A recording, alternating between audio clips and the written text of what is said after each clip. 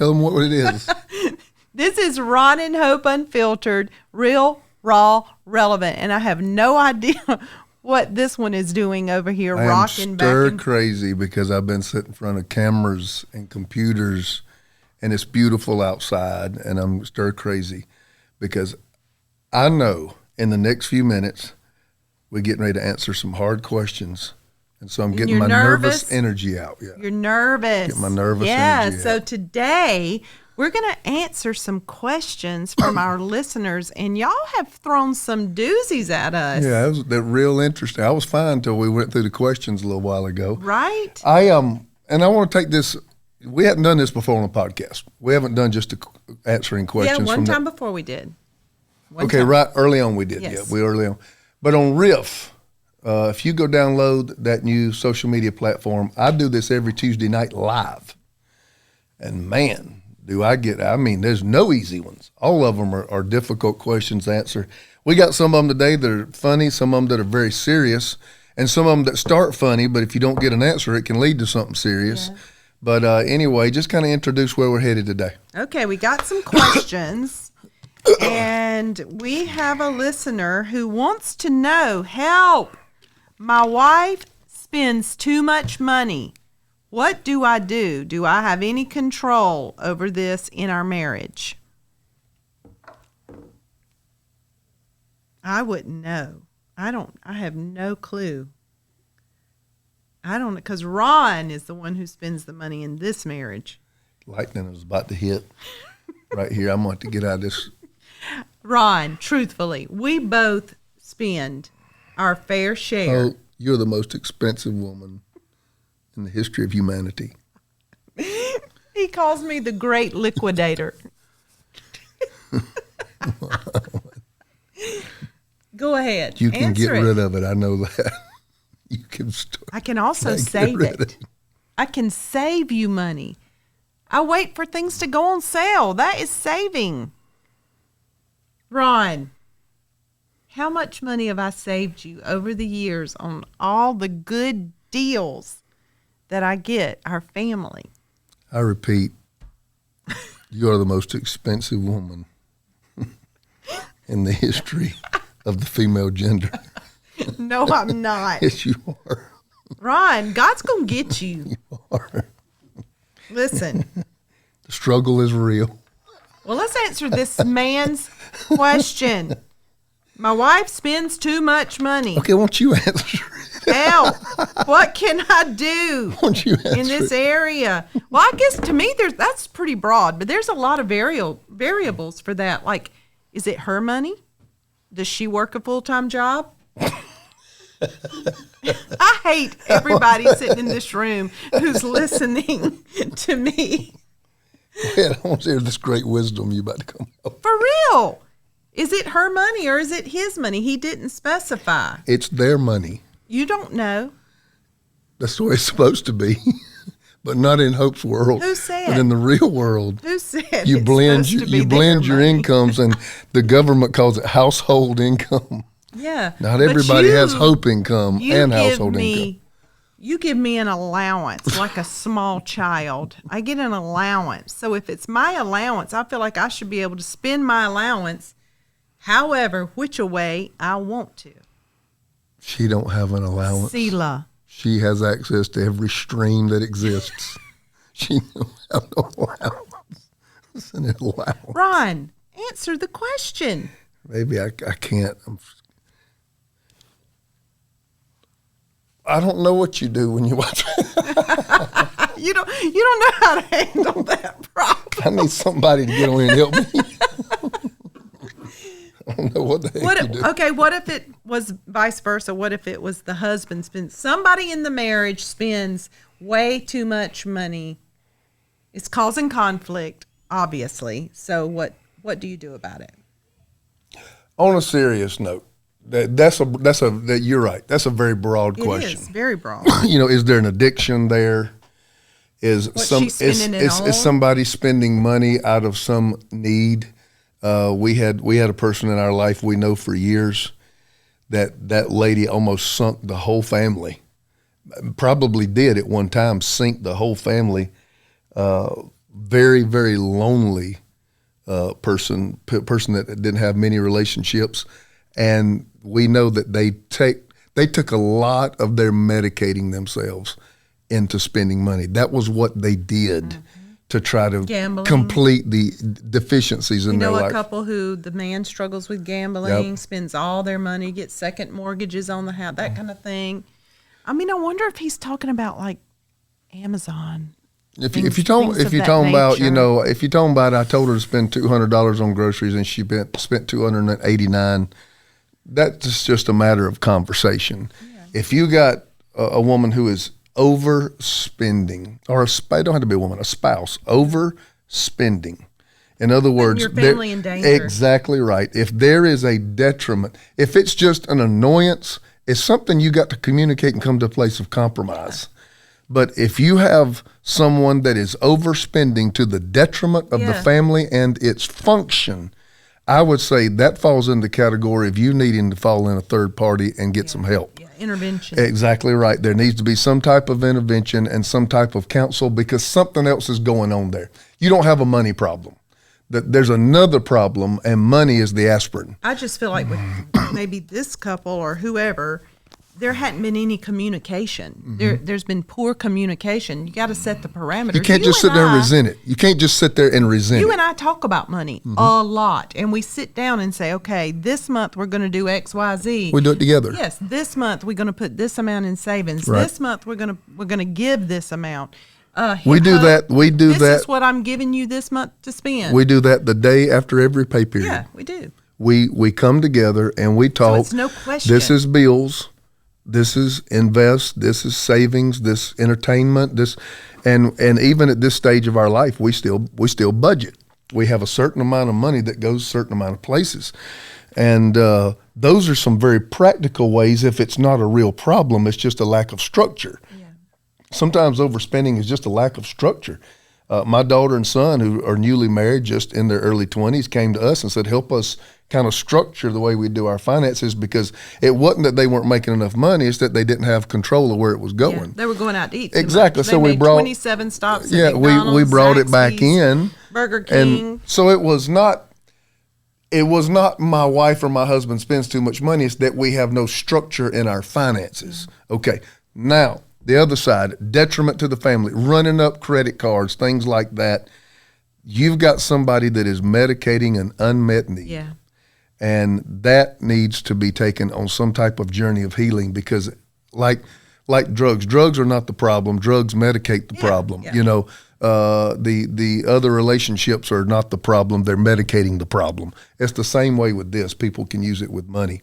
So just like it could be alcohol, just like it could be drugs, somebody is trying to make themselves feel better by Amazoning it to death. So that's what I would do. Amazoning it to death. Yeah, Amazoning it to death. I think you say, though, that I spend a lot of money because you see a lot of packages come in.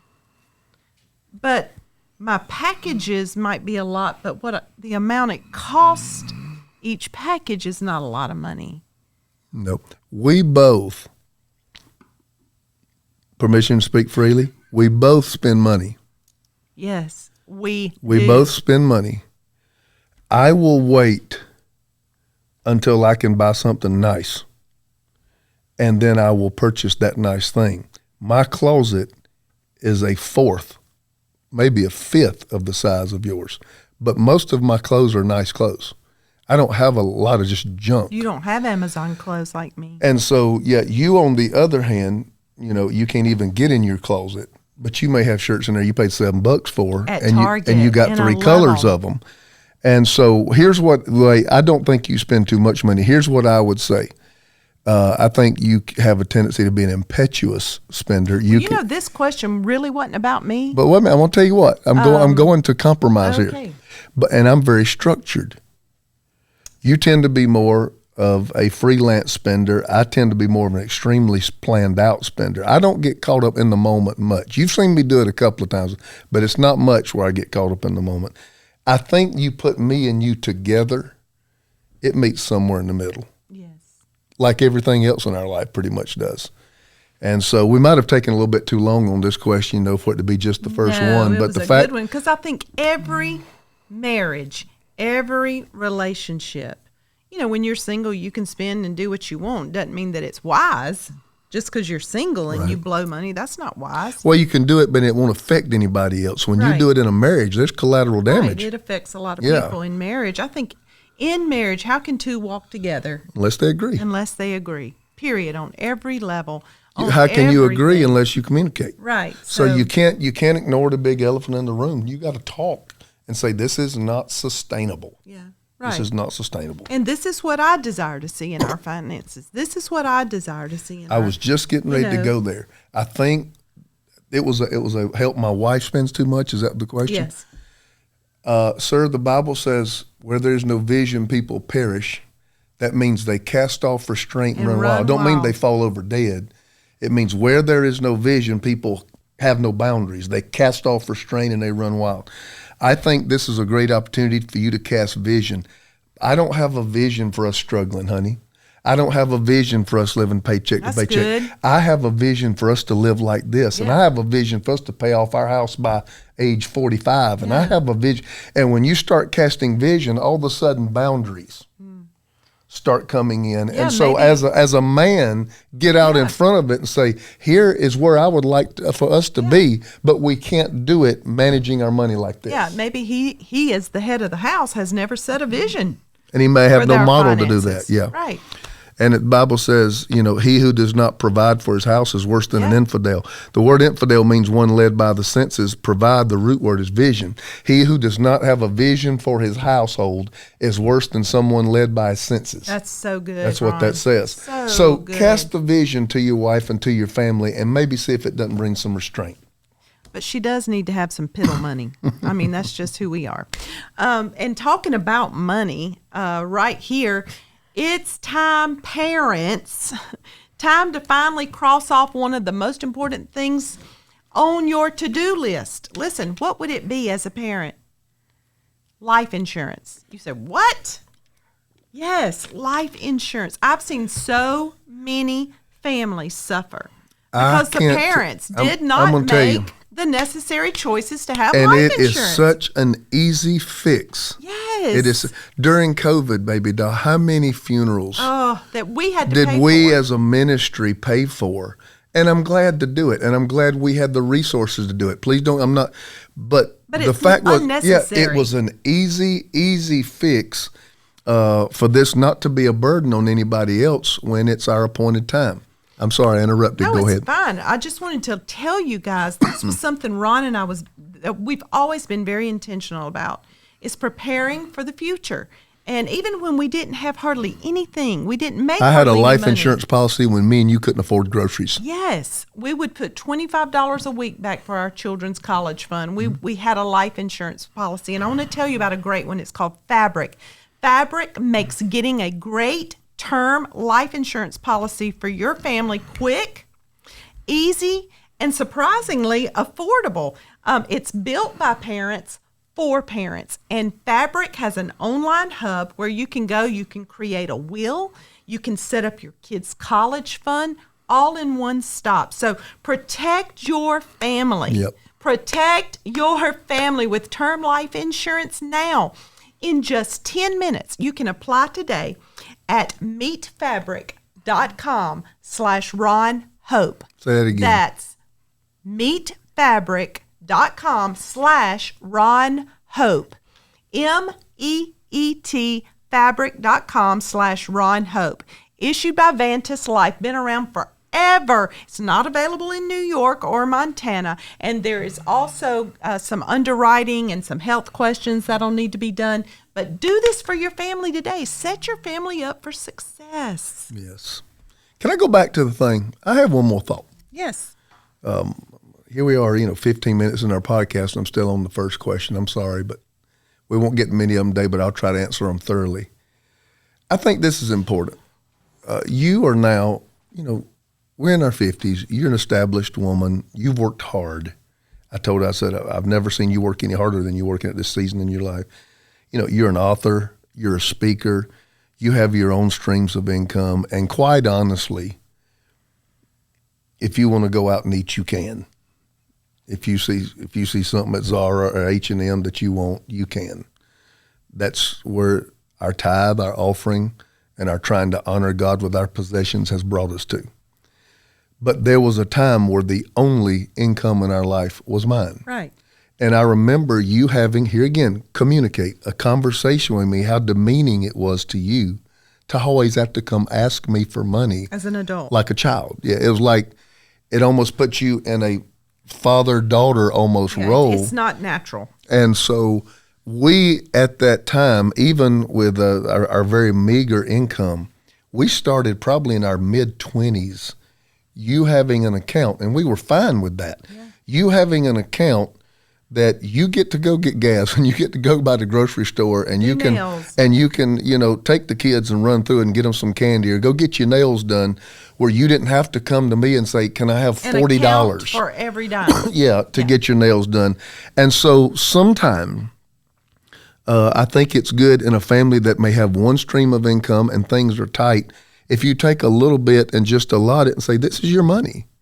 Do whatever you want to do with this money. This is your money. I heard Steve Harvey the other day on one of his shows say it is so important for every married couple to have 4 accounts. And that just struck me, and I was like, what is he going to say? He said she needs to have play money. He needs to have play money. You need to have a family account where all your bills, my house is going to get paid, my groceries are going to get paid, my light bill's going to get paid, and you need to have a savings account. Mm-hmm. Especially if you both work. He said both of you need to agree how much money is going to go into the family account and how much money both of you are going to contribute to the savings account. And then you got your play money. I didn't know Steve Harvey said that, but we have that. Yeah, we do. We have that. We're set up like that, so it lets me know I'm in good company. But I just wanted to go back and add that in because I remember that being an event in our life. I didn't even think nothing about it. Yeah. I'm just like, baby, come tell me, I'll give you $50, But it wasn't the $50. It was the having to come and ask me for Daddy, it. Daddy, can I have $50? That was no longer natural. And we were honest with each other. We talked about it and we remedied it. Yeah, we did. Let's go on to the next question. All right, next question. Are you ready for this? Oh, my. Whoop, there it is. Are sex toys okay in the marriage? From my wife spends too much to sex toys. How do we make that leap? Are sex toys, people really want, we've done enough marriage conferences over the years to know there's a lot of messed up stuff going on in marriages. And people who really love God really do want to do life right. Mm-hmm. And so they ask questions, is it okay? Let us promote our marriage conference, which will begin again. We skipped a couple of years because of COVID. We will start this again next February. And we have room for 1,000 people, 500 couples, and we go places you never dreamed anybody would go. This is what I talk about in our sex session. Of course, I go an hour, a lot deeper. Does God speak about it? These are the questions you need to ask. Does God speak about it? No, sex toys are not mentioned in the Bible. Okay, immediately, if you go from God doesn't speak about it, what is the second highest authority?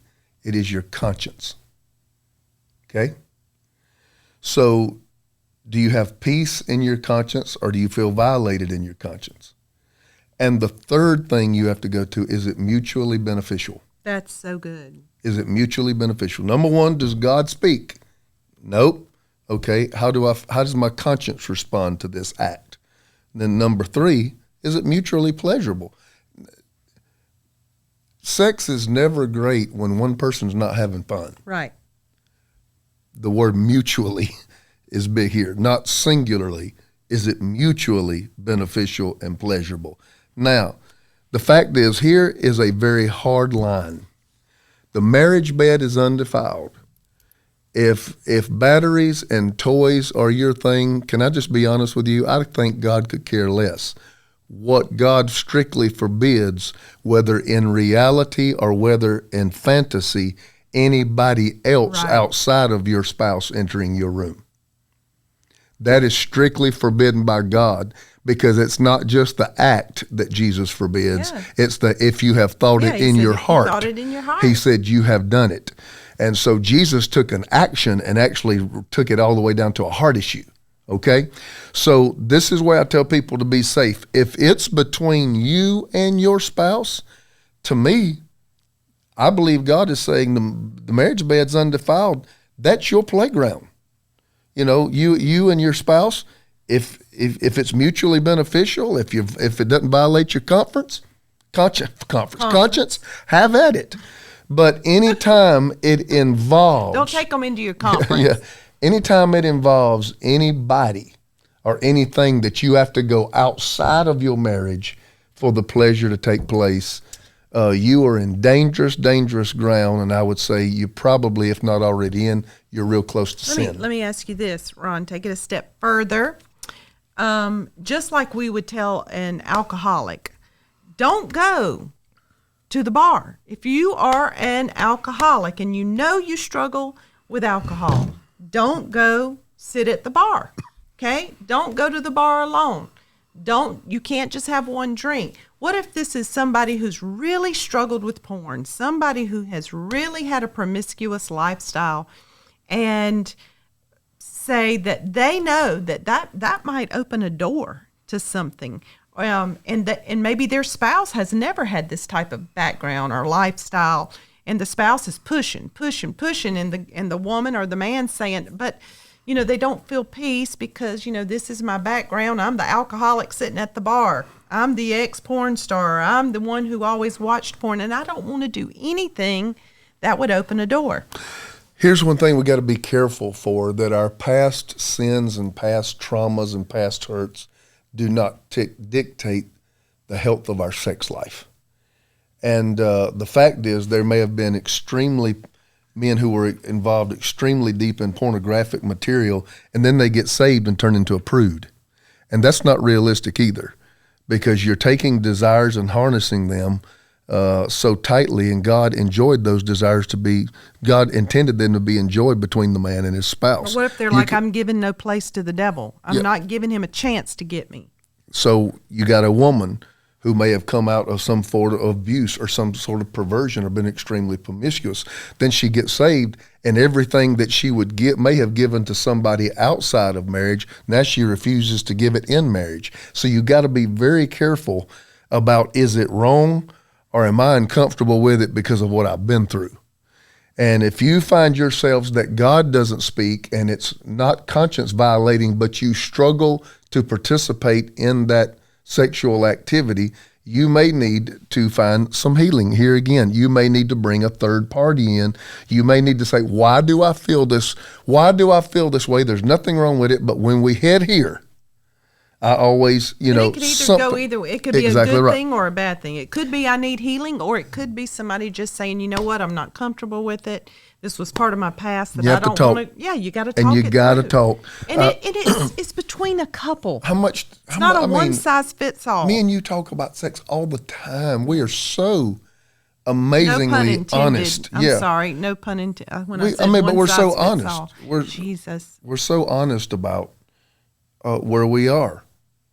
People, sometimes they just want us to be preachers and don't want to know all this about our life. But the fact is, I'll let you know if it's been a while. I'll start making statements. You know what? I'll start swatting. Jesus, here we go. Swatting you, honey. I'll start. You need to put on You'll this. let me know when it's been more than one day. Yeah, I'll let you know. Well, you remember we talked about how many times a few weeks ago on the podcast was enough, and I said 13 a week. And you said, what, one? And I said 13. So we were a little ways off. But anyway, communicating, you can't get mad. You are a funny guy. At what I don't know. Does that make sense? Your daughter's FaceTiming me. Yep, that's Go normal. That's about the fifth one today. Okay. You can't get mad at me for what I don't know. And sometimes we go somewhere in our sex life and we resent it. Yeah. But the other person don't even know that it's a problem. That's true. You got to talk. You got to talk about it. You got to communicate. So key in a marriage. And another thing, people say, well, how much of my past do I tell my spouse? And I say this right here. They need to know that there was one. There was one. You don't have to give. You don't need to go into the details, but they don't need to be deceived into believing that did not exist. You need to know that there was one, And then if there are consequences or things you deal with because of it, you need to be honest about that too. Because how can your spouse minister if they don't know your area of need? So good. So that's our sex toy question. What else we got on here? All right. My husband wants to spank our kids, and I don't. Help us. We were talking about this earlier, and somebody in the room was like, well, the law says you can't. And then we had to look that up, right? And the law says you can, but it has to be a certain way. How was it? What did they say? Open hand and can't leave marks and can't stuff leave like marks. that. Yeah, I don't believe you're supposed to leave marks on your kids. That's Yep. abuse. Complete abuse. You're going to have to come to a place of compromise. How can any two walk together unless they agree? That I don't have any pixie dust to throw on you. The fact is, you're going to have to talk it out. You're going to have to share your convictions. This is why I feel so strongly about this, and let the other person share their convictions. And then you're going to have to come to some compromised outcome, because nobody can come to the table in a negotiation and get everything they want. You're going to have to give a little bit to reach compromise. And in the places where you don't agree, communication to the place of compromise. What does the and Bible meet say? at that place. What does the Bible say? About The Bible discipline? speaks about the rod. Yeah. The Bible, they say, spare the rod, spoil the child. That was kind of more of a saying. The Bible says that folly is bound in the heart of the child, but the rod of correction will drive it far from him. Yes. So there is a biblical basis in the book of Proverbs from Solomon, who was, the teacher, the Bible calls the him. wisest man. Solomon talked about there is a place where the rod of correction, even with sheep, thy rod and thy staff, they comfort me. When one of them would start to get out of the sheepfold, he would tap them with the shepherd's rod. But he didn't slap them. He didn't slap them. He tapped them. And listen, and that correction brought comfort. Yeah. In other words, when I start going outside and you tap me, that makes me feel safe. I think maybe we think old school, spare the rod, spoil the child. The rod, we got to take a rod and beat you. But he was talking in the way they used a rod in biblical terms was for sheep, for livestock, keeping them in the boundaries. Keeping them in boundaries. Them. It's not to beat them. It's to guide them. It's a parent that's present. It's a parent that is present, offering their love, their care, their guidance, their discipline. We had 3 children, and one of them, literally, if you wanted to, you could beat that oldest one till his kneecaps fell off. But you know what he couldn't stand? But you know what he couldn't stand? He couldn't stand to be caged or shut up or made to go to his room, or you can't go anywhere tonight. You have to find out what works. You think you just shot him if you took away his privileges. Now, I had a daughter that a tap on the hand or a pop on her diaper she'd collapse like she lost all of her bones. No, as if you said Chandler, like in a stern voice, she'd be like... She start. So you got Chase, who you could have beat with chains and it wouldn't have mattered, because he just was rough. Not that we would. Yeah, he just rough, and he was tough, and he's still tough, and he's still rough. You got Chaz that was somewhere in between. I called him orangutan because when I would go to spank him, I would hold him up by his arms. He was so flexible. And he was so ropey, he could take his feet and put them around and wrap them up around his butt. Hind cheeks. And cover his butt. And so he's sitting there dangling, and you can't hit his feet. So we're laughing. We all start laughing. And he's laughing. He's giggling. He's going. Because he could take his hiney and cover it up with his feet. So you got my oldest, tough as nails. You got my middle son, who turned it into a laughing time. And then you got my daughter, who, if I raised my voice, she would go into a conniption. 3 totally different responses. So let me try to bring this to a head, because we're already 2/3 of the way through, and we've answered 2 or 3 questions. I think that maybe there needs to be a place of compromise where both styles of discipline are instituted, and these behaviors call for these responses. Mm-hmm. Never abuse. Never. That's never acceptable. Never beating our children. We want our children to know, just like Jesus would never beat us. But there are things that our disobedience in God even brings a reaction. Absolutely. It brings consequence. God chastises those he loves, the Bible Yeah. says. So I would also say if your children are small, the response to the negative behavior has to be closely tied to the behavior. I came up in a family where my mom never touched me, but she would tell me at 11:30 in the morning, when Daddy gets home, you're gonna get a spanking. He'd get home at 7. And so there I was. I'm Waiting 7 and a all half. day. I'm 7.5 hours removed from what I did, and I done got saved 4 times, and I got a halo on my head by the And time most Daddy of the gets time home. forgot it. Forgotten about it, and Yeah. then it starts all over. And sometimes they're too young to associate. Yeah. This is tied to what? that. What is it Yeah. tied to? So the discipline needs to be closely in time and proximity to the act of disobedience. But I think there's some things that call for a more stringent, where there needs to be the application of discomfort. But then there are other things. Sometime I would just tell them about mercy. Oh, my word. Y'all, our kids are hilarious. But Ron, I would try to make Bible lessons out of it. at night we always did Bible stories with our kids. So and they we- were supposed we to get a spanking. And I went in there and did a teaching on mercy. No, you taught on mercy first. You taught on it at night when we were putting them to bed. Then the next day, Chase was getting in trouble, and Ron was about to spank him. And so Ron had taught the whole principle of mercy, that, you don't get what you deserve. Oh, we're so thankful for God's mercy, because we don't get what's coming to us. And so here's Chase about to get a spanking. He's like, Daddy, Mercy. Daddy, can I please have mercy?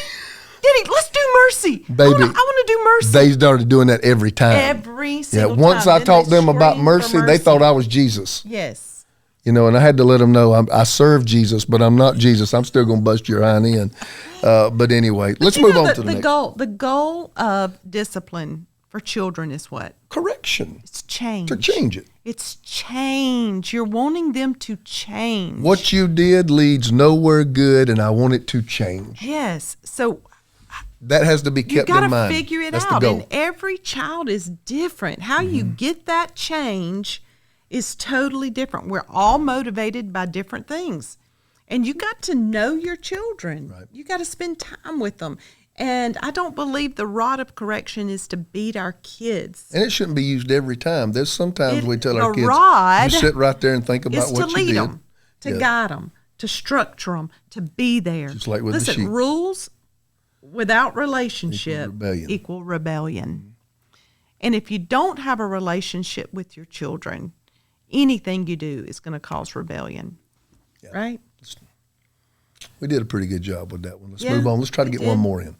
One more. We have one more. And the major question is, What's the major one? it's a major one, Ron Carpenter. Okay. They think I know what you're getting ready to ask me, but I don't know. So go ahead. Would you marry me earlier in life? Is that the real question, or are you just playing? I just want to know. I've told you that. Would you? We dated 3.5 years. I told you if I had to do it again, I'd have married you earlier. Because in the Bible, that 3.5 years is called the Great Tribulation period. That's not really the question. I just wanted to hear it. The question is, Ron Carpenter, they ask you, I'm grateful, not me. They ask you, do you have any regrets in life? Oh, my gosh. Yeah. I like to call them do-overs. I think regret's too strong.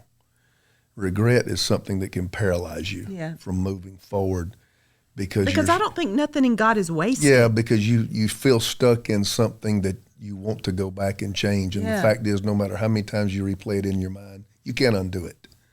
So you have to forget things and you have to press. Oh, go there.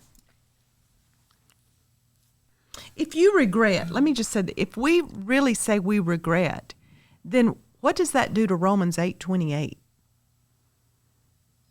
All things work together. All things work God together doesn't cause for all good. things, but he does use all things. So, I mean, how can you say you really regret it?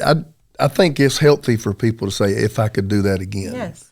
But a regret is, I don't have the definition in front of me, but a regret's stronger. A regret is something that can have paralysis to forward movement. And you don't want to live like that. Now, are we getting real and raw? Yeah. emotionally you had a big downward spiral. And as a young man, young married, I saw signs of brokenness and did not do anything. It didn't mean I didn't love you. It didn't mean I wasn't gentle and loving and gentlemanly. I didn't know how. Yeah, you didn't know what to do. I didn't know what to do. And I did see snapshots that on the inside you were extremely fragile.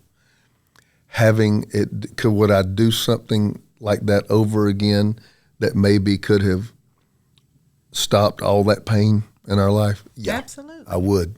Yeah. There's some things financially I would do different. I got into flipping houses as trying to build wealth, and I overextended ourselves. And during the recession of 08 to 12, I almost sunk our entire family's ship because I was overextended. I had done well on 3 or 4, and so then I went and got 3 or 4 at one time. Yeah. And then the recession hit, and I mean to tell you, it took 8 or 10 years to recover from that. It took 8 or 10 years, and that was on me. Hope had nothing to do with that. All that was on me. I have some things I do over with the kids. I've gone over in my head. You know, you're really getting in our heart now. I've gone over 1,000 times. 2 of our kids, on some level, struggle with drugs. One of them terribly, and I go back in my head a lot. You know, yeah, we took them out. We took them out of a school. Yeah, me and you've talked about. We let them talk us out of a Christian school we had them in. They're like, no, we want to go to public school. Yeah, and you know what? And I didn't have peace, but I wanted to be the dad they loved. And we let all 3 of our kids talk us into letting them go to another school, and it went straight downhill. But, you know, I've thought about that so many times, and I've even told parents, you know, if I had a do-over, if I could do something different, I would have never taken them out of that Christian school and put them into public school. But then, just like I said earlier, you know, Romans 8:28, God uses everything. Nothing's wasted in God. Would Chase have ever met Jordan if he was still in that Christian school? No. And that Jordan is his wife. They've been married almost 10 years, She's got 3 beautiful children. Amazing young woman. The wife of our grandkid, you know, an asset to the ministry. So, you know, God takes everything. And he can just, you know, you don't take just a stick of butter and eat it. You don't take a whole cup of flour and eat it. You don't take 4 tablespoons of salt and just eat it by itself. But when you mix it all together, it comes out a cake. Yep. It comes out something beautiful. And that's what God does. That's how he gets the glory. If we get it right every single time, how is God going to get the glory out of our life? Yeah, our screw-ups are God's opportunities. Absolutely. And so they set God up to shine. Ministerially, you know, the transition, we weren't able to achieve our goals, not even close. I thought we had a great plan in place, and things didn't work out. So I go back in my mind, I'll be honest with you, a lot of people got disillusioned in that, and I go back in my mind, what could I have done different? Man, I wish I had a do-over. You know, so anywhere where I've disappointed you, disappointed family, disappointed people, I could let myself get into regret real easy. But you can't. It'll keep you stuck. I probably have a tendency where if I didn't guard myself and literally have you around a lot of times, I could go down some of those roads because some of those mess-ups were significant mess-ups. But we don't get a do-over. We don't get a do-over. So you have to somehow embrace it as a part of your journey, believe that God's going to restore the losses and his plans for you are good and for a hope and for a future, and you have to move on. Yeah. You have to move on. Got to keep moving. Well, we're about out of time. Is there any last thoughts you want to tell them? That's it. This was awesome. I love these questions. If you have questions for us, send them to Ron Carpenter. Just kidding. Send them to Jaslyn Z at myredemption.cc, and we can answer your questions. Or if Ron does such a phenomenal job every Tuesday night on Riff. I mean, that's hard live. questions. Yeah, that's live. And it's live. That's so live. you want to tune in for that. I do Pray and Slay every Wednesday morning on Riff. powerful time with God. So share these podcasts. Join us next time for Ron and Hope Unfiltered, Real, Raw, Relevant. See you soon.